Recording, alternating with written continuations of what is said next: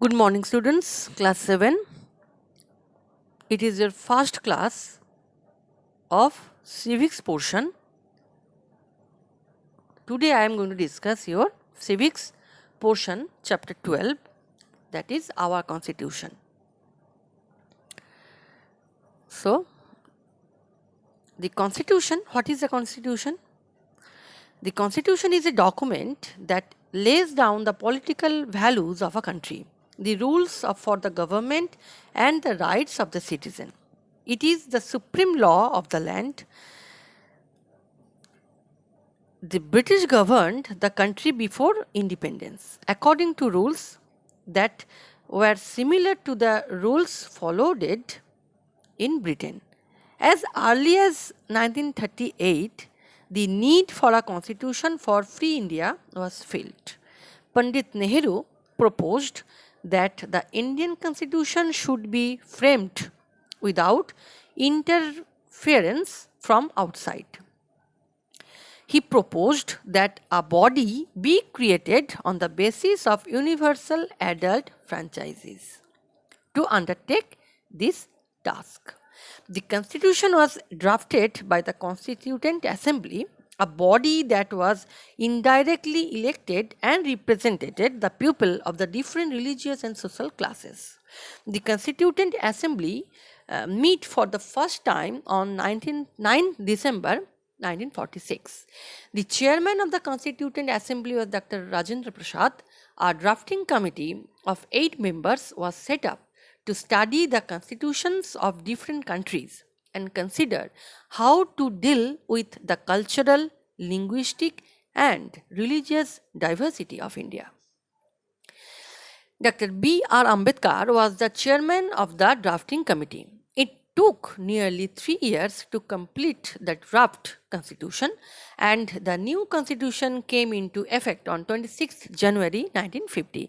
Thus, 26 January is celebrated as a Republic Day every year in our country.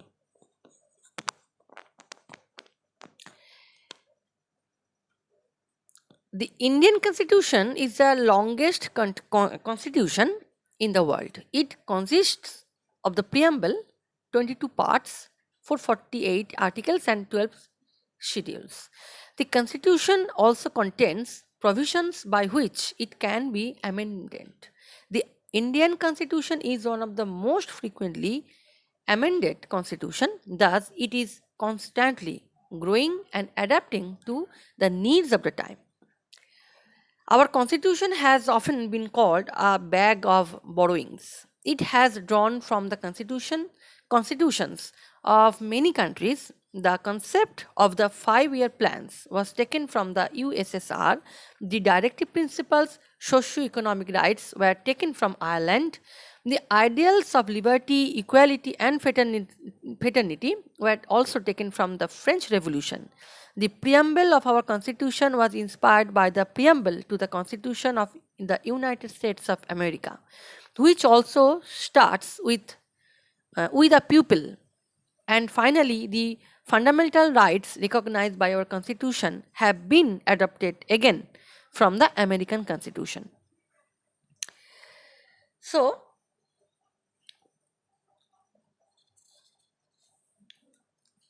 discuss about framing of our Constitution, and now the preamble. What is the preamble?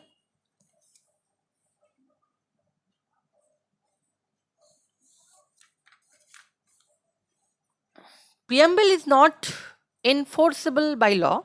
It means that no one can seek the help of the law for violation of the preamble. However, the importance of this document is that it is the key to interpret the Constitution. It establishes the source of power, that is the people, and the guidelines for the government.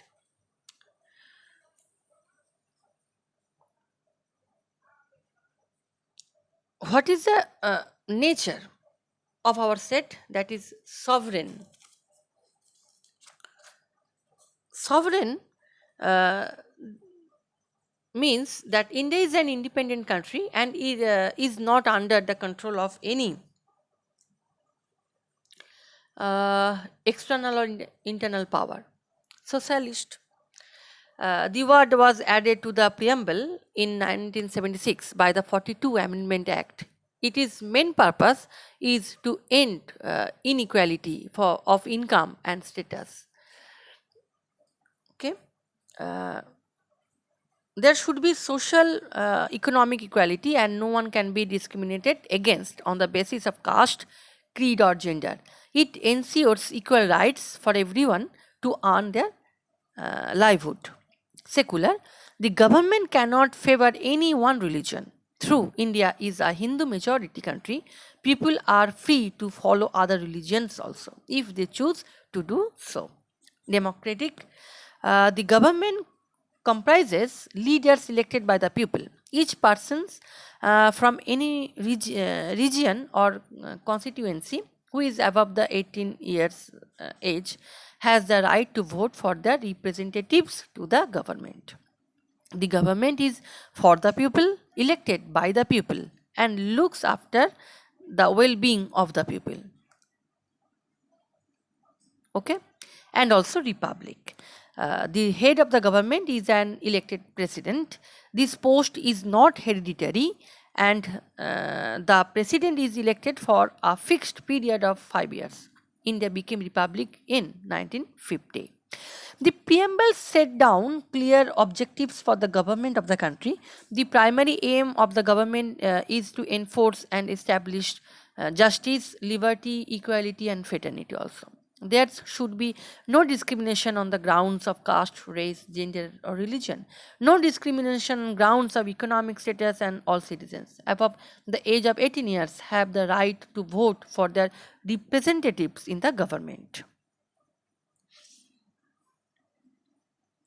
Features of the constitution: federal uh, system means federalism. The powers of the government are divided between the center and the state. Their powers are clearly stated. Laws of national importance are made by the center, while the states have the authority to make laws suitable for the states.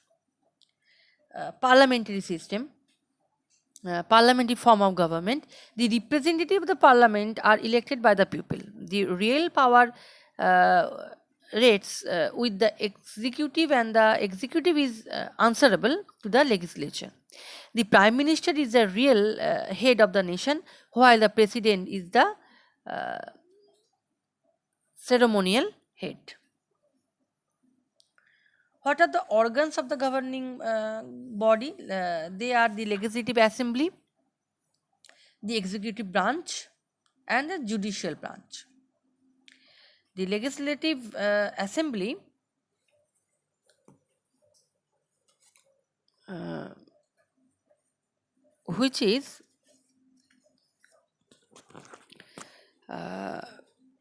two parts, Rajya Sabha and also Lok Sabha. Okay.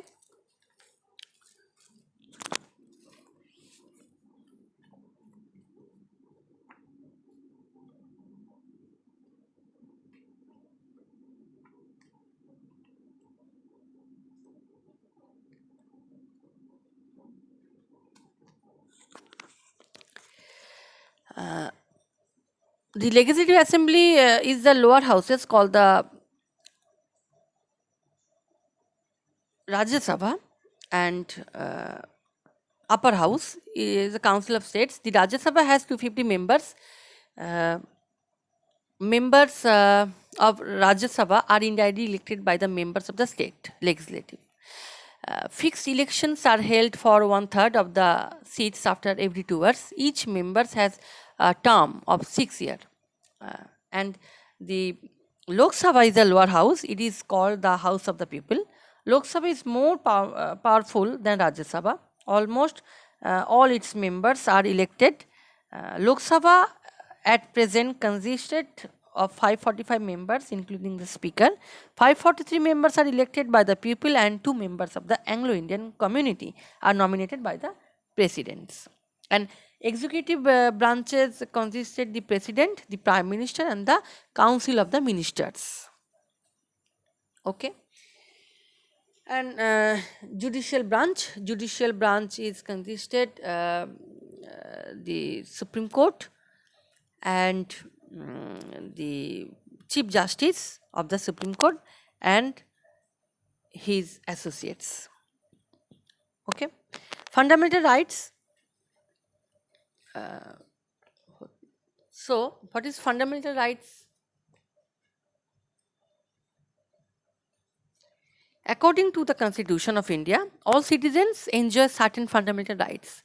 These ensure that citizens can live happily and freely.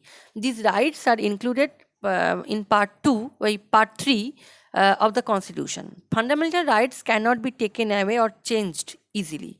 These rights can be enforced by a court of law. These rights can, however, be suspended during the national emergency.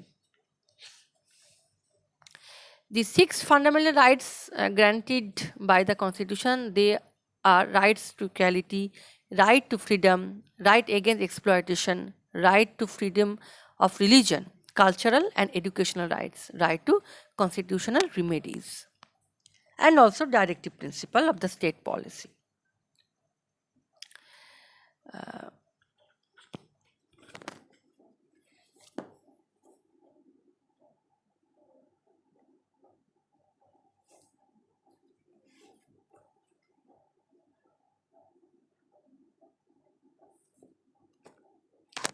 Constitutional guidelines which the central, state and local governments are expected to follow for the welfare of the people are known as directive principle of the state policy.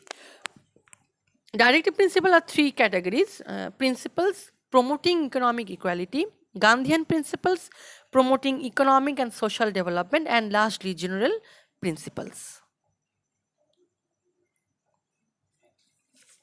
Okay.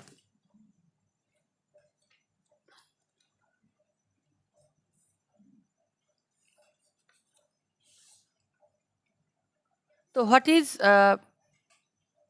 universal adult franchises? Uh, Democracy is complete without universal adult franchises. This means that all adult citizens are entitled to elect their representative to the government. Every citizen of India who is 18 years of above has the right to vote, irrespective of caste, religion, status, or gender. Amendments to the Constitution have been made to keep peace with the changing times. We must respect our Constitution and follow it in both letter and spirit. So, you must read this topic, Constitution. Next day, I will going to discuss new topic, that is directive principle of your state policy. Okay, you go through the chapter and write down the notes which I already given in this video as a PDF format. Thank you.